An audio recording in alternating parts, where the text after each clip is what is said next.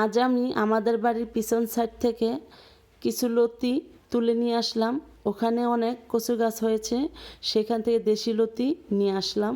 আজকে আমি লতি দিয়ে কাচকি শুটকি রান্না করব।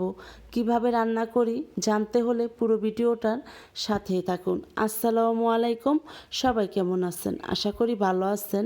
আলহামদুলিল্লাহ আমিও ভালোই আছি। নিয়ে আসলাম ছোট্ট একটা ভিডিও। আশা করি পুরো ভিডিওটা ধৈর্য সহকারে দেখে নেবেন। তাই যাই হোক, আমি আজকে লতি রান্না করতে কি কি মশলা দিচ্ছি তাই আপনাদের সাথে শেয়ার করে নিচ্ছি।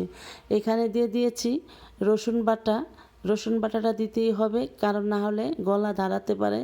যেহেতু দেশি লতি তাই আমি একটু রসুন বাটাটা বেশি দিয়েছি। এখানে আমি আদা বাটা দিইনি। আর সাথে দিয়েছি হলুদ ফাঁকি, মরিচ ফাঁকি, ধনিয়া ফাঁকি। এগুলো দিয়ে ভালো করে কষিয়ে এখন দিয়ে দিলাম কাচকি শুটকি। কাচকি শুটকিটাকে আমি গরম পানি দিয়ে ভালো করে ধুয়ে পরিষ্কার করে নিয়েছি। এখন কষিয়ে নিচ্ছি। দেখেন কালারটা কত সুন্দর। তা যাই হোক, এখন আমি লতিগুলো দিয়ে দিলাম। এখন একসাথে কষিয়ে নিব শুটকির সাথে।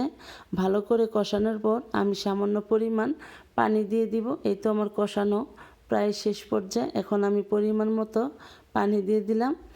এই তো দেখেন কত সুন্দর কালার এসেছে, আর লতিটাও প্রায় সিদ্ধ হয়ে এসেছে। এখন আমি কিছুক্ষণ চাপা দিয়ে রেখে দিব।